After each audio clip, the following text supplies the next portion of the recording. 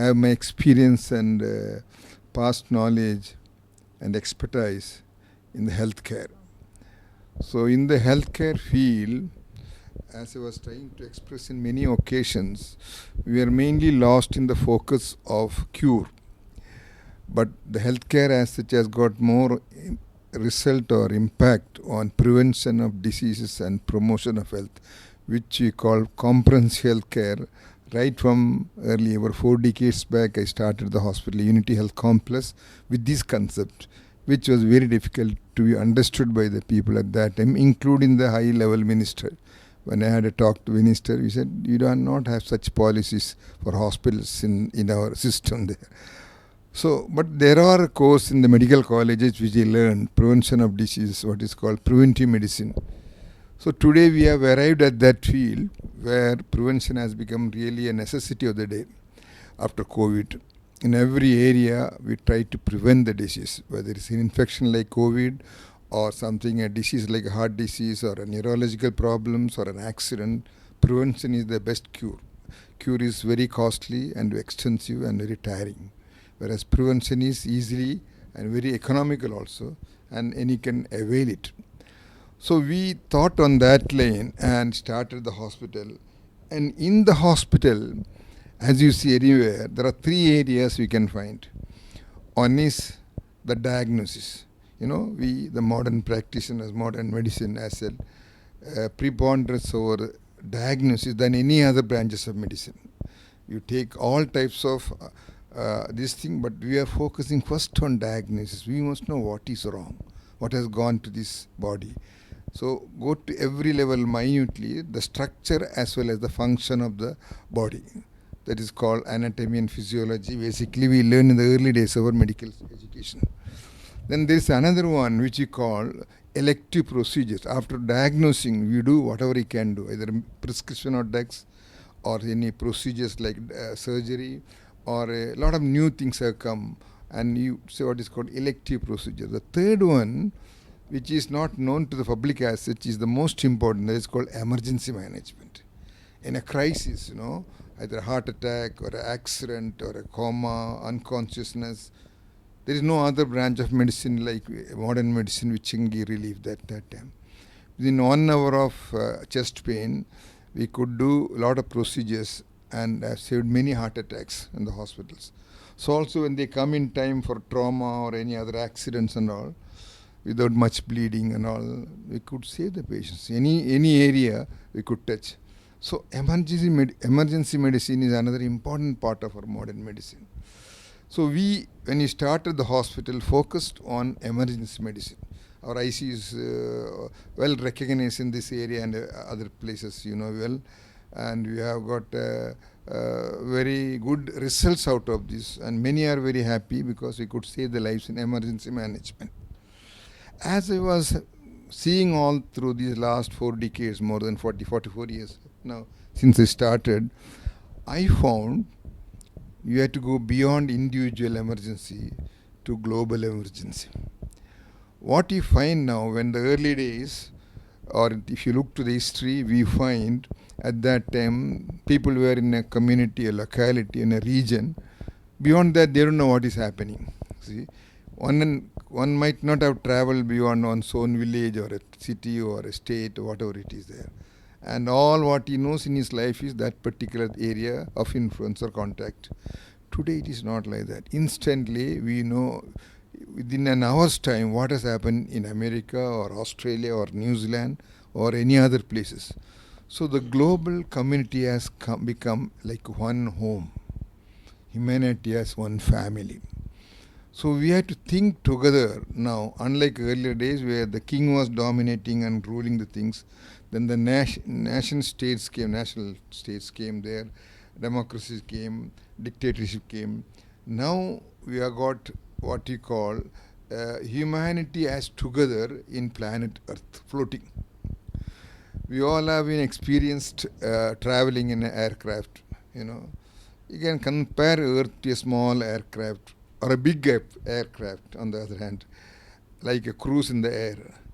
When you travel, we are all asked first to have a seat belt tied. Fasten your seat belt. The first one you get announcement there. because we are going at a 600 to more than 5 to 600 miles per hour. Earth is moving thousands miles per hour, which you don't know, because you are tied like a seat belt by gravity. And we think you are stationary. It is not stationary. So we are also on a flight. And we don't know the flight can do anything if something happens to the planet Earth.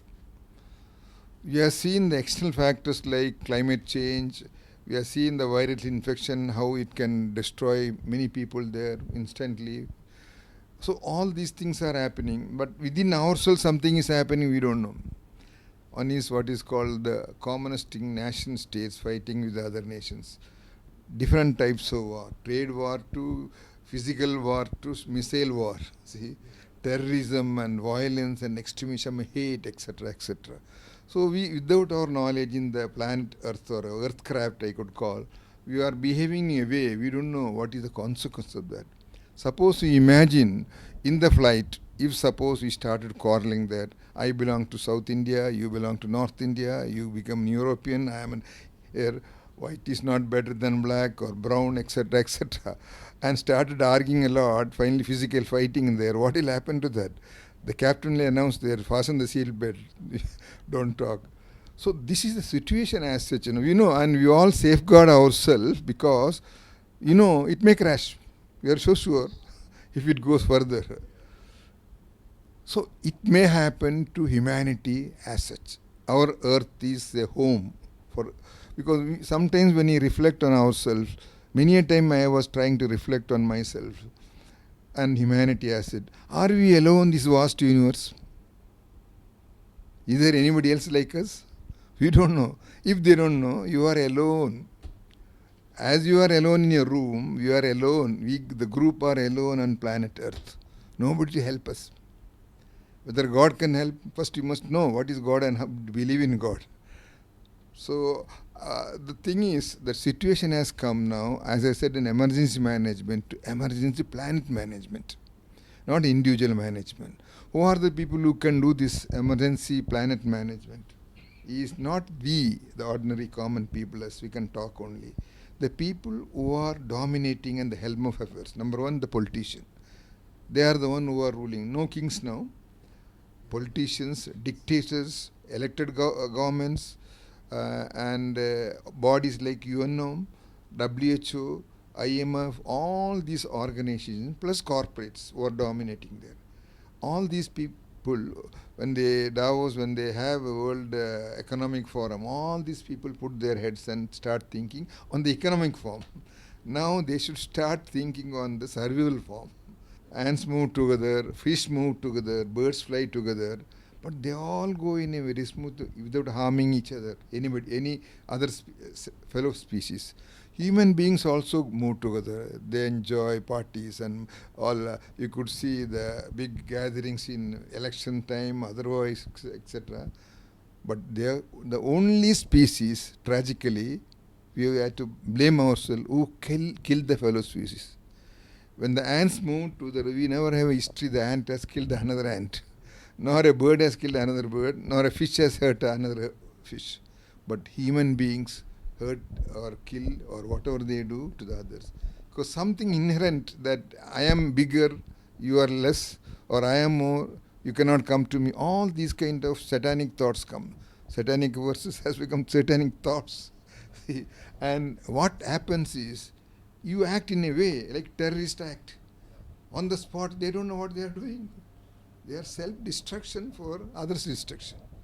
That is something very, very, very pathetic of human disease called what you can, psychopaths. They are called psychopaths. They don't know what they are doing. Similarly, sometimes we come to know the politicians all know what they are doing. We want to fight. Now, the Ukraine, what is happening is a silent war between the West and the Russia. Who is winning, who losing, nobody knows. But all are suffering. That they know. Suffering is equal to all. Economic suffering, physical suffering, death takes place. In every way you find suffering. That nobody wants, but they continue this. This is the tragedy of human behavior.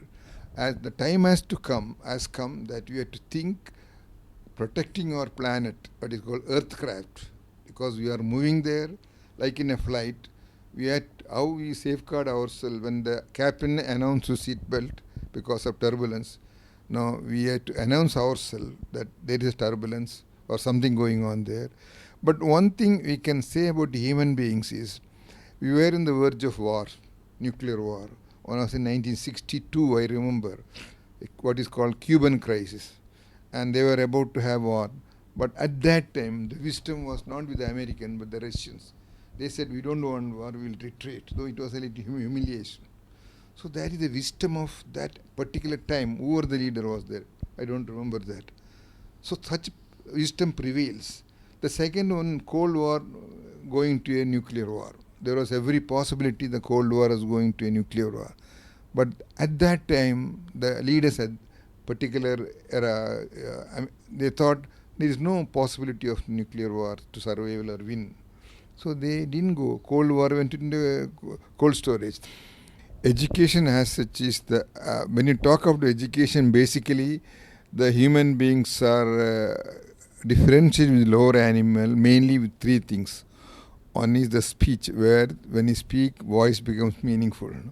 The second is what is called our fine finger movements. Doctors are here, so they know the fine finger movements of our hand is something which only human beings can move.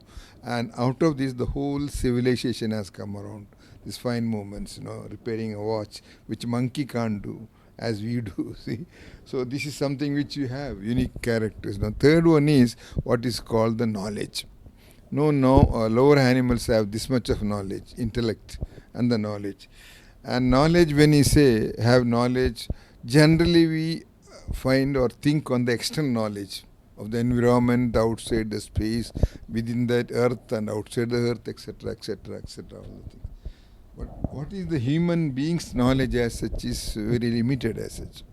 We know about our body, we know about our mind, we know about our brain, but people behave in different levels. A fish do not have two levels.